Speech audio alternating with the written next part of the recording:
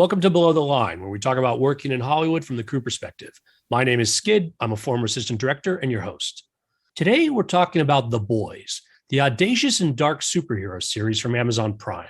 There are 2 seasons currently available, with a 3rd season on order and a spin-off series in development. At Rotten Tomatoes, the average tomato meter score is 90%, and the critics' consensus for season 2 reads, "The Boys comes out swinging in a superb second season that digs deeper into its complicated characters and ups the action ante without pulling any punches." My guest today is Alexandra Furman, sound mixer for both seasons of The Boys and recent Emmy nominee for her work on the season 2 finale. Alexandra, your sound department credits date back to 2008 and encompass both film and television. Welcome to Below the Line. Hi, thank you. I'm happy to be here. Well, thanks for being here. Listeners, our conversation today may include spoilers for The Boys, so this is your warning. Alex, let's start out by talking about your early influences and how you got started in the business. I actually started in music. A lot of us sound people have, and I started as a teenager. I was taking guitar lessons when I was 15. I hit kind of a plateau. I wasn't getting all that I wanted to. So I wandered into a recording studio and they put me straight to work. And the rest is history. I worked in music for a couple of years after that. And I moved to LA. And around 2006, I decided that I wanted to make the jump into film and television because I very much liked sound design and very much was impressed by how much music, like composed music, has an effect on film and TV. So I started making my way that direction, not really knowing it was almost or just as competitive as my original dream of becoming a record producer. But your interest in music and then opening up to the world of sound, and your interest then developed as far as all the different aspects that go into film and television. Exactly. Yes. Yeah. Now, right up front, let's address the issue. I don't know that many women that work in this space. In the time that I've done this. And I'm wondering, with your career, have you faced a lot of gender bias, or has that been a factor in the jobs you've had or the progress you've made? You know, it's really hard to say because I've had some time to think about this now, especially now that everything's been brought out to the open. I was really lucky in being raised by a very strong woman who believed that a woman could do anything a man could. And I never really saw that as being a hindrance to me until I started to see it mirrored to me that way, where, you know, I would go shopping for gear at Guitar Center or wherever. And I would have people say things like, "Oh, well, if you're just getting started," even though it was obvious that I knew exactly what I was looking for in the specs and everything. And I started sort of realizing that people do look at me differently. People did look at me differently, especially when I was younger. And so I do have to say that that was present, especially in my younger years. But as I've kind of grown in my career and developed more credits and more work that people have heard, that's slowly disappearing. I can't say it's disappearing, but it's slowly becoming less of an issue or less of something that I have to think about daily about, you know, does that person have a question about my work because, you know, for whatever reason they're giving, or is it simply because I'm a woman and they don't trust that a woman can do this job? You bring up an interesting point. I think that whatever the job is in Hollywood, a lot of our effort to get a new job is based on our resumes. And then people go through that list and maybe cross-reference who you worked with. And certainly over time, you've built that list of resumes, and you think that may in some ways counter the sort of initial bias that people might still hold about gender.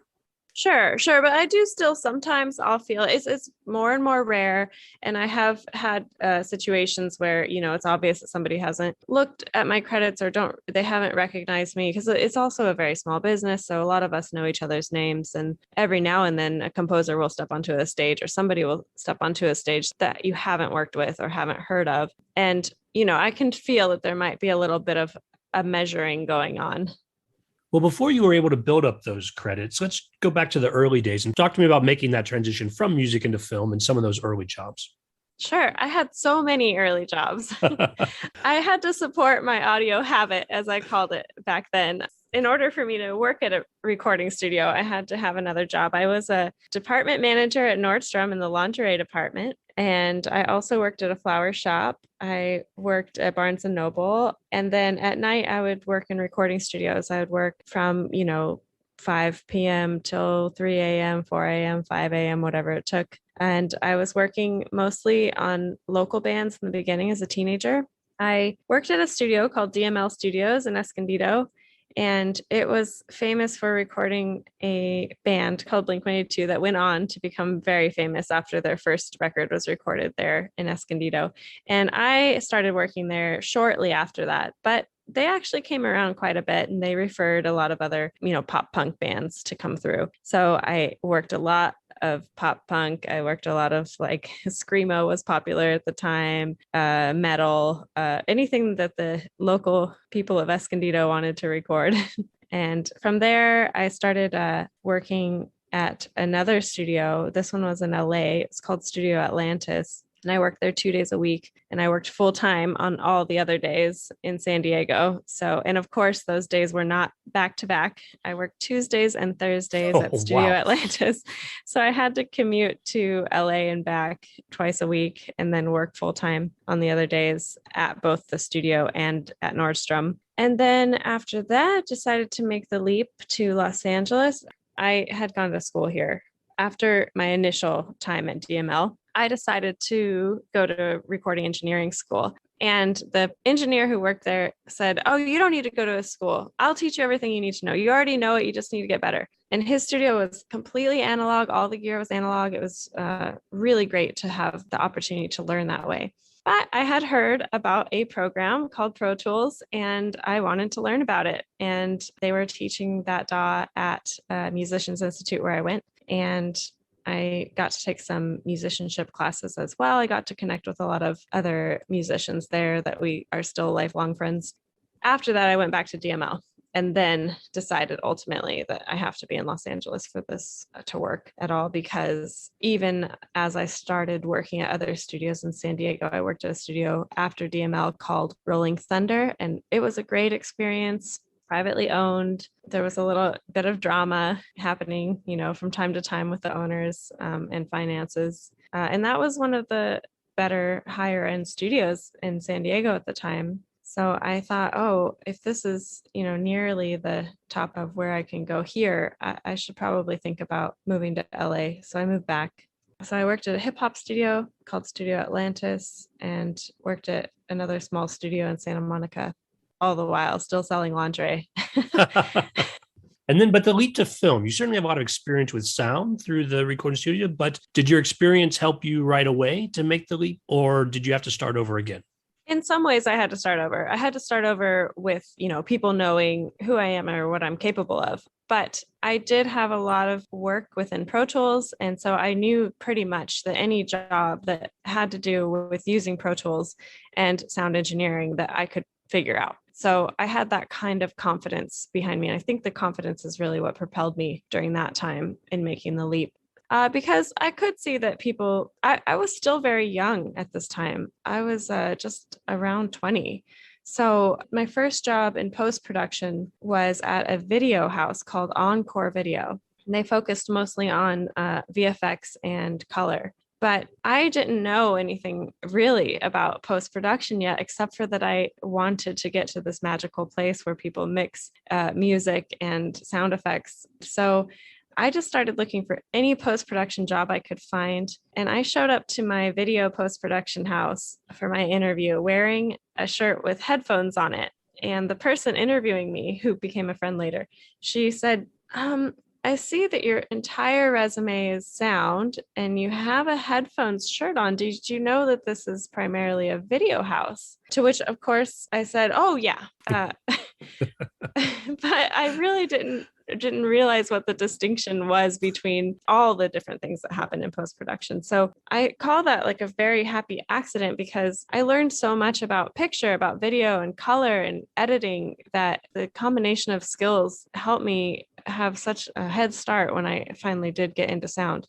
I worked there as client services for a couple of weeks, and then, I asserted my technical knowledge, and I stayed every night and trained with the overnight crew to become a telecine assistant back when there was still film. And I would sit with them and assist the colorists. At the time, they did the dailies color overnight, and I eventually made my way well, it didn't take long, a couple of weeks into that schedule. And I worked 2 a.m. to 11 a.m. transferring dailies footage. What I would do is I would take the film, lace it up in the bay, colorist would do a color pass on it, and then I would sync it with all the original audio from the set and lay it off to tapes. And so that was a nice interim, except for the graveyard shift was not for me. And from that experience, then now you're building a resume where you can start applying directly to these positions on film and television opportunities. The company that I worked for overnight as a telecine tape op also owned a sound company called Tadeo, which it's really sad to me that their name is slowly disappearing. But at one time, they were the most well-known independent sound company, and they have been around for 100 years or something. And I really wanted to work there. That was my dream, to work at Tadeo. I had heard that they had some really amazing sound designers and mixers there. So every night I would come in, and before my shift, I would scour the job board, see if there was anything over there. And there never was. It's really sort of it's kind of hard to get into sound now because there's not too many entry-level positions. So, or I shouldn't say now, that was 15 years ago. But it was hard then. It's hard now as well. But one day after the writer's strike, there was a listing for a scheduling assistant. And I went ahead and took that interview. And at the interview, I met an engineer named Steve Barkowitz, who said that they were very impressed with my interview, but they were curious why somebody with technical background would want to do scheduling.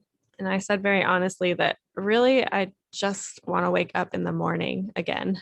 I just want to work in the daytime and eat lunch at lunchtime because the graveyard shift was killing me, but also that it was my dream to work at Tadeo and I wanted to make my way over there and work my way up.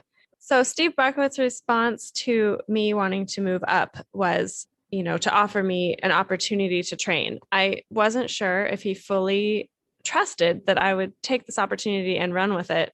It didn't have much on the upside for me immediately, but it was a huge opportunity for me if I had the patience and the endurance to go after it. And he said to me, if you want, you can come train here as often as you'd like. I'll hook you up with the other stage techs. And, when there's a position, I can't promise that I can give it to you. But if you are ready, if you know everything about the boards and about the routing and the deliveries and everything by that time, I will consider you. And that was huge because this was this was a way for me to prove myself. And so I worked from 2 a.m. to 11 a.m. And then I went to Tadeo from 11:30 a.m. until 7 p.m. every day for months, and never a position came available until one day I met somebody in the hallway and they happened to be looking for a stage tech. Their current tech was also a musician, and they were unhappy with his outside, his other extracurriculars, because sometimes he wouldn't want to stay late because he had a gig or a show or something. Right. So they said, hey, I've seen you around. You've been training. Would you dedicate yourself to our stage? Would you stay late? And I said, yeah, I would do whatever it takes. I would do anything to get a job there. So I said, sure, I will work whatever days, whatever hours that you have on your schedule. And that was how I got hired at Tadeo. And so I became a stage tech there. And that show was a show called NCIS. And I was working on that show for 5 or 6 years, and I still didn't even work on it half of its life. It's still going, maybe. So that was a major opportunity that he gave me to be there and be trained and be ready to go, especially because how you were saying earlier, I'm not sure if that plays a role, right? But I don't think anybody expected that a very young woman would have the sort of knowledge to get into this side of the industry that has been really dominated by not just men, but older men. It does take quite a bit of experience to do these jobs. Well, you certainly have a lot of experience now. I see that on IMDb, starting in 2008 and then just rolling forward, it's a couple of credits every year leading up to The Boys. Talk to me a little bit about that period of time. I noticed that you overlapped with Eric Kripke, creator of The Boys, on Timeless, one of his earlier shows. Is that where you met? There were some other steps in between. As a tech, I took a lot of work after hours doing other mixes and editorial projects. I would do like spots for people's reels or whatever they were trying to put together. Anything that I could get my hands on to have clients behind me, I would do, just to get the experience of like having people giving me notes and being able to pull off those notes quickly and efficiently. So yeah, I was a tech for 6-7 years, but I also was mixing. There was a show called Workaholics. It was a Comedy Central. They wanted us to mix from their AAF, but I couldn't let it go. I wanted to edit some sound effects for it. So I was doing that while I was on the stage. And then eventually that mixer got busy and I started mixing that show as well. Tadeo eventually went out of business. And then I became a sound supervisor because there was a run on mix stages. And I knew that with my very little credits at that time that I wasn't going to be able to secure a spot on a stage.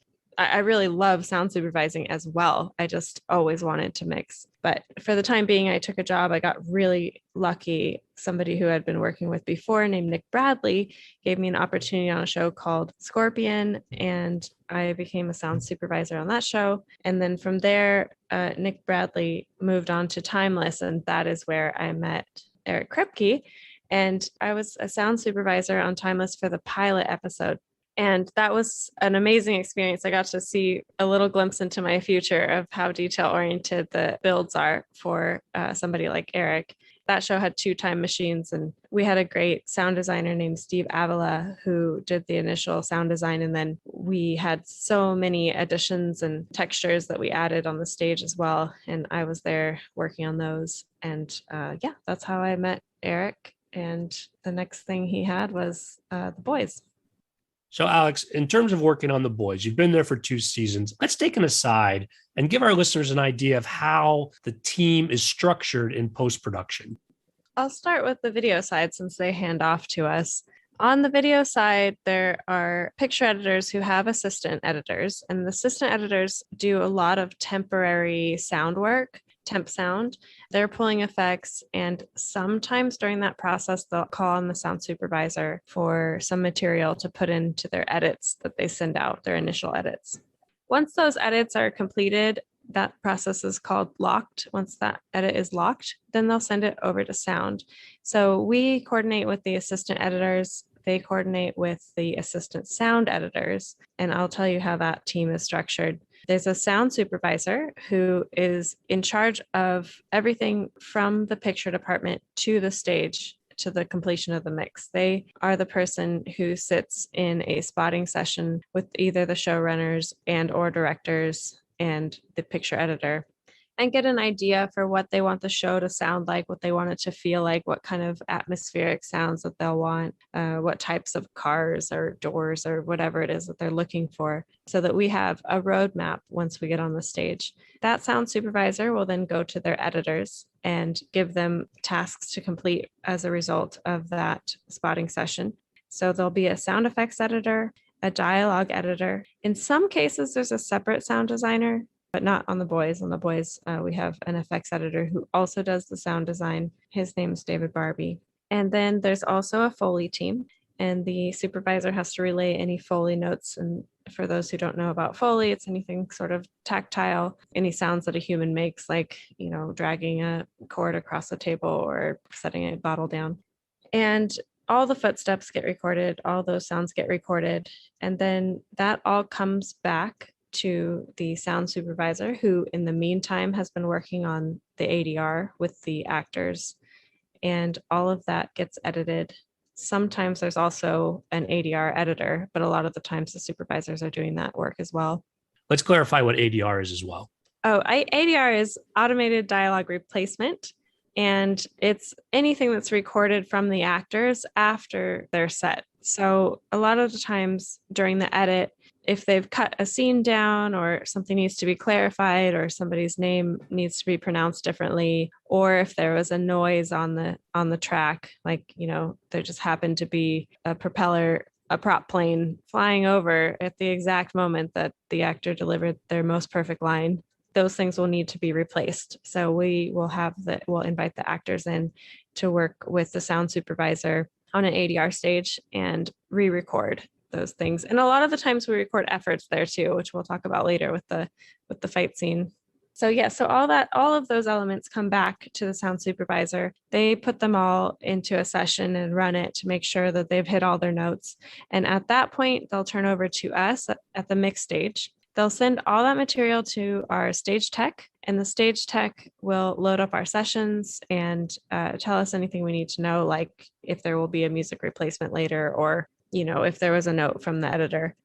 And then from there, we start mixing. And there's usually 2 mixers. On the boys, it's myself. I do dialogue, music, and group, which I didn't mention. Group is also something that happens during the ADR process, where there's a group of actors who come in to record anything that happens in the background, because on set, nobody's actually talking in the background, talking about like at a cafe or they better not be. That's right. They better not be. I'll be mad. My AD team hasn't done their job if we're picking that noise up. So, but we need to add it back in. Exactly. We have to make those people feel alive. So all the people at VOT, for instance, in the background, or Planet VOT, are added later. So the group gets recorded and edited as well. So I mix dialogue, group, and music on the boys, and I have a mix partner named Rich Weingart who mixes sound effects, backgrounds, and Foley. And so is that a typical arrangement? And is that specifically for television, or is that also your experience in film? It's pretty common for both now. There have been a few instances where I've mixed things alone, or, single mixer. And recently, I've done, in my past, I did effects mixing as well. So sometimes I'll still do that. But yes, usually there are 2 mixers. But depending on the director's level of comfort and also the budget, sometimes people just want to work with one person. So you'll get more time, but you'll have just one mixer do both sides. With this sort of flow, it sounds like in the mixing stage, you might be pretty far removed from the director or even the production sound mixer who's on set actually capturing sounds. It sounds like it's gone through a lot of hands to come to you. But tell me if I'm misunderstanding what those relationship might carry through. It's true. We are pretty far removed, especially in episodic television. The directors are usually, I can't say even usually, but sometimes are only on board until their director's cut goes out, and then they're off directing something else. It's the case, I believe, in The Boys. The pilot episode, we had the directors come in for the pilot. And then, of course, they went off to do something else, and we finished it up with Eric. And Eric is really the one who's at the mix with us every time. But yes, it's different for every show. But I would say in television, mostly the EPs that we work with, and directors, not so much. Sometimes they'll come sit in on a final playback. And as far as the production mixers go, I love to have a conversation with them, because I think that there's a lot that we could understand about each other's jobs more, to like little things that we could each tweak that help us find, a better mix in the end. So I really do like to have a open conversation with them. Thomas and I have a conversation before the beginning of each season. And you're talking about Thomas Hayek, who is the on-set production mixer. Yes. Yeah. And he's lovely. Well, on The Boys specifically, what other challenges do you think are unique to this show? This show is big. We're creating this world that is hard to believe and hard to imagine, but somehow, making it feel that this is the world. And we have a lot of work to do in building perspectives from the different characters, because each of these characters has a very distinctive personality and sees the world a very specific way. And I think part of our challenge is making sure that we help the audience feel, each moment through the eyes of who is driving the story at that time, and amidst all the chaos that's going around them. So there's always a fair amount of balancing between people yelling and the horror that's happening on screen, and the gory sound effects and the music that's driving, and then the comedy that's happening at the same time. So I think what's unique about this show is putting focus points on all of those things at the same time in a tasteful way, so that the audience can be cued into, following exactly what's important. By choosing which of those elements to highlight at any given time, that will almost unconsciously in some ways cause people to think about or focus on different aspects of the scene. Yes, exactly. Also, Alex, given your background in music, I'm curious to hear more about the role that Christopher Leonard as the score composer plays in this sort of flow from capture to final product. Christopher he's amazingly talented, and he really captured the feeling of this show in general really well. And he was involved early in season 1. He came to the first playback, and he was really helpful in, how he wanted his music to play and what he wanted to be felt, and also the philosophy behind the music, which was really helpful. So his role is incredible. I mean, he's giving so much to this show through his music, and especially like the brand that it has, like this like kind of punk rock feel that it has, I think is lent a lot to, or he lends a lot to that genre. Yeah, it's really great working with his music. And the one thing I will divulge is I liked it so much that on the first couple of playbacks, I was playing the music really, really out front.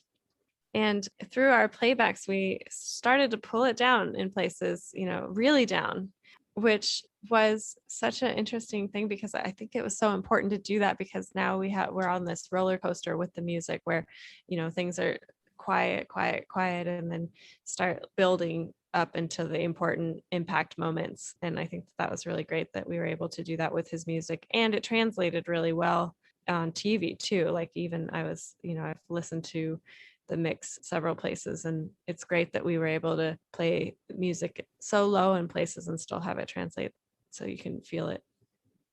So I read online that they filmed the second season from June to November of 2019, which would have meant that it was in the can before we shut down for COVID. But I'm curious how COVID might have affected you in post-production last year. Yes, we were in the middle of mixing The Boys season 2. We had just a couple of episodes under our belt. I believe we've had mixed 3 episodes, but hadn't quite finished 2 of them. And there became a point where it was uncomfortable for us to continue going to the stage. And I'm very, very grateful to both Eric Kripke and our post producer, Gabriel Garcia, because they treated us as if that, they were worried about us. They weren't going to come to the stage, and there was a way that we could all come to the stage still and send our mix to them remotely. But they asked us if we were comfortable, and we were not comfortable at that time right away. So we took a break, and when it was time to come back, we were ready. We were ready to come back, and it was still during COVID, but we had many protocols to go through. There was just myself, my mix partner, Rich, and our mix tech, Nick Jimenez, in the room, and everyone else was remote. And we were being really careful and sort of like having confessionals about what we did over the weekend to make sure nobody saw anybody outside of their bubble. And we were all very serious about it. So I felt safe working with them. And we were able to finish the season that way, working remotely. So we changed our workflow quite a bit. We had an extra day so that we could prepare our mix and send it out, because in the beginning, some of the streaming services were glitchy, and we just wanted everybody to view the mix in the proper way without any disruptions. So we ended up printing our mix off and sending it out, and then Eric would send in his notes, and we'd have phone conversations and Zoom meetings with him about his notes and how to pull them off and make sure he was happy. And then we would print it again and send it to him again. We go through a couple rounds of notes that way. You managed to avoid any hiccups on the season itself, I believe, and it culminates in that final episode, which was nominated for the Emmy, specifically in the category of Outstanding Sound Mixing for a Comedy or Drama Series 1 Hour. Name of the episode is What I Know. The team nominated is yourself, your partner in re-recording, Rich Weingart, we mentioned earlier, and also the production mixer, Thomas Hayek. So, Alex, I'll ask some specific questions about things that caught my attention when I was watching / listening to the episode. And you tell me whether it spurs any memories from you, acknowledging up front that this was a long time ago. It has been a full year, yes. Okay, so we'll recognize it. So the things you don't remember, again, the passage of time is all the excuse we need. I want to start with some of the smaller things. And it caught my attention thinking about your background in music as well. In the beginning, there's a conversation in the car between Huey and Starlight. And that may be sort of typical. You see that all the time, but they're also talking about Billy Joel on the radio. With your background in the music, triggered a thought to me to ask how that came together specifically, or if that any memories of those scenes in the episode. Yes, that scene. So that, obviously a big to do. That scene was super cool. That's when they are singing along. And of course, I don't want to make Billy Joel sound like he's coming out of this shitty car radio, because that song is so amazing. So I had to find a good balance of in between, so that we really do feel that it's coming out of the radio, but we still get like all of the energy of that song, and also massage it under the dialogue. And then eventually they start singing along. And it was also important to take notice of who is singing most prominently at any given moment when the camera's on them, and they're totally connecting on this song. And this is really Huey's dream come true, that she also loves this song. It's a nice balance to try to figure out how to make it so that we really feel Huey hearing Starlight, and also them both sort of climbing in level as they get more excited toward the end. And so there is a lot of discussion, and with Eric too, about who to feature, how to play it, if the songs to get louder, or if their voices are supposed to come up and over the song. And that was a really fun sequence, and I'm really happy with how it turned out. And they did record, actually, they recorded that after the fact. We started with production and ended up going into ADR, so that we'd have a little bit more control over them. And I thought the two actors did just an amazing job of keeping that happiness and that feeling that they had when they're driving in the car. Another scene that struck me from a sound perspective was in the restaurant, where Homelander takes his son Ryan out to eat and he gets rushed by the crowds. We talked about group earlier, how those folks are supposed to be silent when they capture there. But in the scene, you have these echoes in Ryan's head as the fans are rushing him. And so another one where I'm wondering like how that came together and the creative input you had. So that was also another really fun spot to work on, because we went back and forth about when to start feeling him really go into his head, and how to make it really feel uncomfortable and anxious and terrible for Ryan, because this is, again, like we're trying to sell Ryan's perspective, and we wanted it to feel like a panic attack. So we started with those group voices surrounding him and growing, and then it goes into his head space where everything's just sort of swimming around, and we did a lot of panning work there, so that it's just very disorienting and you can't really tell where the voices are coming from, and you just see Ryan's face, just he looks like he's about to explode. And with the music as well, we did the same with the music. We sort of made it spaceless, and also like a little less defined of where it was coming from, so it's sort of nauseating. And I think that was a really fun sequence to work on. It, to me, it turned out it was effective. Agreed. I certainly caught my attention. Another area where I was thinking about you in my rewatch was when they're doing the weapons montage in the basement. And I'm curious about how a scene like that, you choose the right music. That choice was definitely made by Eric. And I believe that they made that pretty early on in the editing process, either that song or something very similar. I'm not sure. I know that Eric works with a music supervisor who has provided just a lot of cool songs for various situations. And I think that one was one of those French rap songs, was it? I think that's right. Yeah. I really liked that song. Yeah. And Rich did an amazing job of making all of those weapons feel sharp and just meaty and big in the moments that we needed to hear them. I think Rich did an incredible job with the actual sounds of the gun, and how it goes along with the music is pretty great. Now, Alex, this might be a little bit too much in the weeds, but tell me about getting the sound effect of those devices, the whirring devices that are used to distract Homelander. That's actually a good question. That would be a question for Wade Barnett, who is our sound supervisor. He worked early on to get those to Eric in the editing room with David Barbie, the sound effects editor. And I think that there were many options sent to the editing room, and that was the one that was chosen because it is both jarring and not completely deafening. I think that that's part of the reason why that was chosen. And then of course on the mix stage we decided, how much of it to hear, when to hear it, and how far away, because we don't want to just blast everyone's ears out for 3 minutes. So we have to sort of hide behind things or tuck it when we can, so that it's effective but still not completely overtaking. Agreed. And yeah, as you mentioned, the different levels and how it sort of interacts with the action on the scene, I think is really important to how that develops. I have a load of questions about the climactic fight scene, but before we get there, there's one scene right before that's really quiet, and that's where Butcher is saying goodbye to his wife. In that intimate moment, it seems just as important as what we're about to get to, that the balance between these levels is correct. Yes. So there's music in that scene that's really beautiful and really, emotion provoking. You really want to be in this quiet with them. You want to feel the emotion, the unspoken sadness of letting go, all of those things that are happening. And meanwhile, they're riding in a car, on a bumpy-ish road, and you want to really make it feel like all you can really hear is this realization that they're parting ways and they've been through this really long journey together. So everything was really delicately placed. Even the rattles of the car were in between, looks, and the music was again playing softly so that you're really noticing what's happening between these two characters on their face. And both from a sound perspective and a dramatic perspective, that really sets the stage for this fight we're about to have between Starlight, Queen Maeve, Kimiko, and Stormfront. Complete chaos of this scene, but again, from a sound perspective, it's got everything.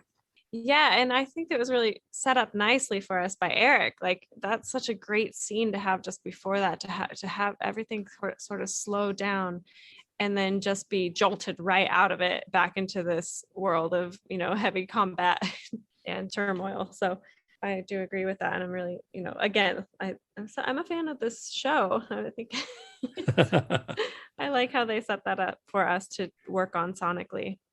And so in a scene like that, the fight is going on for a long time. And so certainly the ups and downs of this, when to use the lightning effect, when there's an explosion, there's a neck snap in there that's really distinct that jumped out at me. And there's music.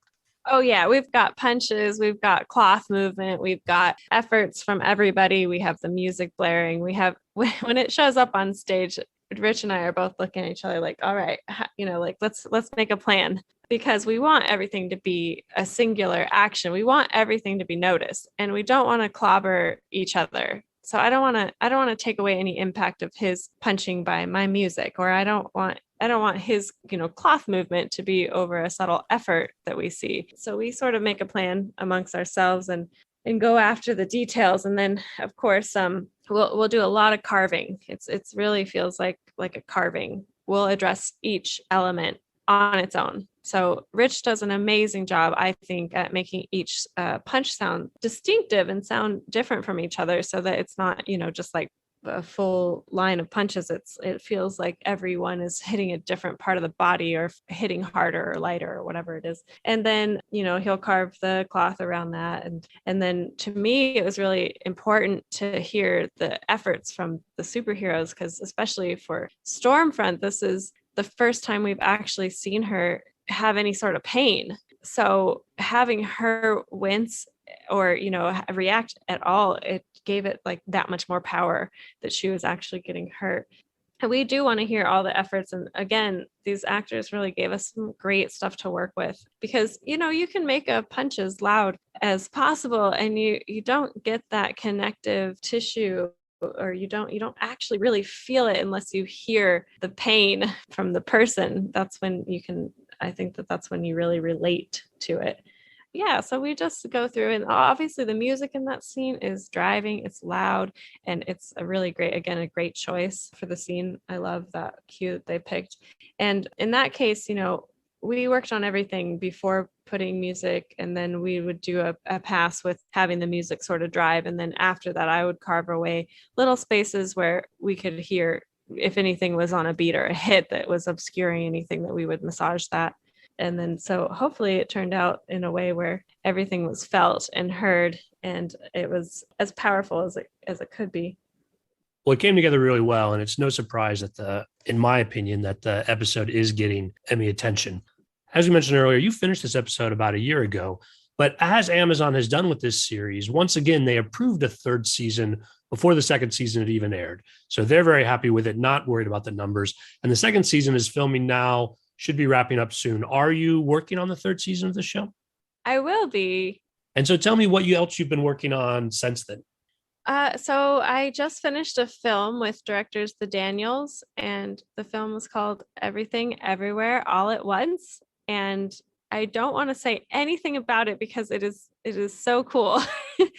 And the Daniels are the gentleman who did Swiss Army Man some time ago. Its own peculiar film. Yes, it is peculiar. I had so much fun working on that film and working with them and seeing how they work. So that was great. I don't know when that's going to come out. I hope it comes out soon. I do hope for people to see it. I can't wait to hear what other people think of it. Currently, I'm working on a Netflix series called Archive 81, and it's mysterious, and it's really got some cool elements to it as well. I think mix-wise, it's going to be a fun project. Well, Alex, I'm looking forward to both of those. Hopefully you'll come back and talk to us about them when they come out. Good luck with the Emmys. Thanks again for your time today. Thank you. It was so nice to be here. Thanks as always for listening. If you're new to the podcast, I hope you'll check out some other episodes. It's easy to peruse the entire catalog at the website, belowtheline.oneword.biz. That's B-I-Z. All episodes of the podcast are also now on IMDb, so it's easy to cross-reference the film credits of my guests. Please subscribe wherever you get your podcasts, and rate us if you like what you hear. If you've got questions or comments, you can send email to skid, S-K-I-D, at belowtheline.biz. If you're on Facebook, you can find photos and other behind-the-scenes materials at Podcast Below the Line. And finally, you can follow the podcast on Twitter and Instagram. It's at Pod Below the Line. Thanks to Curtis Five for our music and John Wan for our logo. The logo is available on t-shirts, mugs, and stickers at redbubble.com. And a special thanks to our regular listeners. I appreciate you joining us week after week. Join us again next week for a new episode of Below the Line.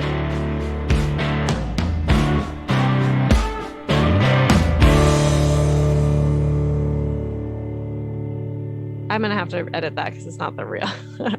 I will be offending some people. You want to lose it all together, or you want to say that in a different way? I'm going to say it in a different way. Go for it.